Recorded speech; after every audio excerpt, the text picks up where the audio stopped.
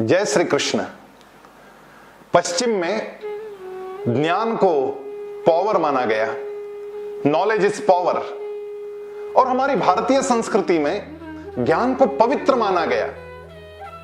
Power ये जो शब्द है वो बड़ा न्यूट्रल है, उसका उपयोग कैसे करें उस पर निर्भर है, वो पॉजिटिव बनेगा या नेगेटिव बनेगा। एटॉमिक एनर्जी को, अणु ऊर्जा को बॉम्ब भी बनाया जा सकता है जिससे विध्वंस हो जाता है और वो ऊर्जा नेगेटिव बन जाती है, और उसी एटॉमिक एनर्जी से बिजली बनाई जा सकती है जो विश्व को प्रकाशमान कर कर पॉजिटिव बन जाती है। लेकिन हमारी भारतीय संस्कृति में ज्ञान को पवित्र माना गया, और पवित्रता कभी निगेटिव नहीं हो सकती। और पवित्रता शब्द का और एक मर्म जानना होगा। पवित्रता ऐसी चीज जिसके संपर्क में आई व्यक्ति पवित्र बन जाती है। जैसे गंगा के केवल स्नान मात्र से, स्पर्श मात्र से केवल शरीर ही नहीं मन भी पवित्र बन जाता है। और भगवत गीता में भगवान स्वयं कहते हैं, नहि ज्ञानेन सदृशम पवित्रमिह विद्यते तत्स्वयं योग संसिद्ध कालेनात्मनि विन्दति। यहां समझने की बात यह है कि पश्चिम में जानकारी को नॉलेज कहा गया और हमारे यहां ज्ञान को विजडम माना गया। पढ़ने से या सुनने से जानकारी मिल जाती है, लेकिन ज्ञान केवल अनुभव से मिलता है। केवल पढ़ने से और सुनने से ज्ञान नहीं प्राप्त होता। वो जानकारी, वो मालूमात हो सकती है, और इसीलिए ज्ञान का बड़ा महत्व बताया गया। हमारे यहां जब बुद्ध को ज्ञान हुआ तब ये नहीं कहा गया कि बुद्ध को ज्ञान मिला, हमने ये कहा कि बुद्ध ज्ञान को प्राप्त हो गए। क्योंकि ज्ञान बुद्ध को मिलता तो हो सकता है कभी वो चला भी जाता, लेकिन बुद्ध जब ज्ञान को मिल गए तब उसके दोबारा जाने की कोई संभावना नहीं बनती। और इसलिए ज्ञान का बड़ा महत्व बताया गया। बोध से बुद्धत्व की ओर जाया जा सकता है, और आत्मबोध, स्वयं को पहचानना, इसी से व्यक्ति बुद्ध बनता है। बुद्ध का मतलब है जो अपना पीक परफॉर्मेंस देने वाला हो, जो आनंदित हो, जो उत्साहित हो।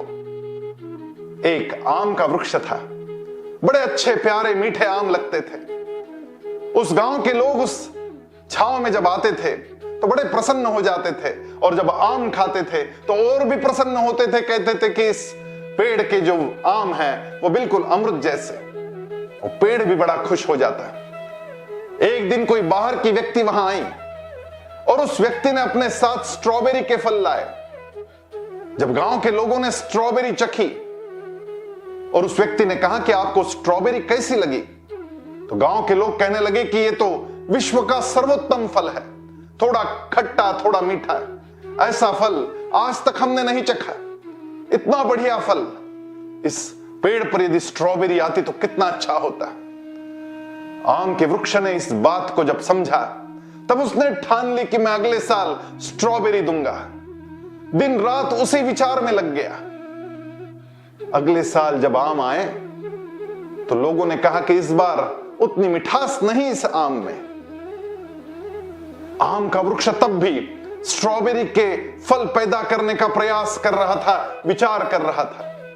उसके अगले साल जब फल आए तो आम ही, लेकिन पहले जितने बड़े भी नहीं थे और स्वादिष्ट भी नहीं थे, छोटे हो गए थे। और उसके अगले साल तो उस वृक्ष को आम ही नहीं आए। वो पेड़ बड़ा दुखी था और लगातार प्रयास कर रहा था कि मैं स्ट्रॉबेरी कैसे दूं। गांव के लोग भी हैरान थे कि इस पेड़ पर आम क्यों नहीं लग रहे। और तभी कुछ पंछी वहां आए। उसमें से एक पंछी जो कि बड़ा वृद्ध था और उसने सारा विश्व देखा था ऊपर से, उस पंछी को समझ में आया कि इस वृक्ष की पीड़ा क्या है। उस पंछी ने पूछा कि तुम कौन हो? तो उस आम के वृक्ष ने जवाब दिया कि मैं स्ट्रॉबेरी का पेड़ हूं। उस पंछी ने पीड़ा समझ ली और उसने एक ही प्रश्न पूछा। उसने पूछा कि तुम सबसे ज्यादा खुश कब थे, आनंदित कब थे, इसके बारे में सोचो। और इतना प्रश्न पूछकर वो पंछी उड़ गया। जब आम सोचने लगा कि मैं सबसे ज्यादा आनंदित कब था, तब उसको समझ में आया कि जब मैं आम था और जब मेरे वृक्ष पर आम आते थे तब मैं सबसे ज्यादा आनंदित था। आत्मबोध हो गया, वृक्ष के मन में विचार पलट गए और अगली साल जब वृक्ष पर फल खिले तब वो आम के सर्वोत्तम फल थे। उस वृक्ष को आत्मबोध हो गया था कि मैं कौन हूं। ज्ञान बोध से होता है, अनुभव से होता है, और जिसको ज्ञान प्राप्त हो गया वो अपने आप योगी बन जाता है। तत्स्वयं योग संसिद्ध काले नात्मनि विन्दति। वो सबसे अच्छा परफॉर्मेंस देने लगता है, सबसे अच्छा प्रदर्शन करने लगता है और अंदर से आनंदित भी बनने लगता है। यही विजय का मार्ग है। आइए इसी मार्ग पर चलते हैं। जय श्री कृष्ण।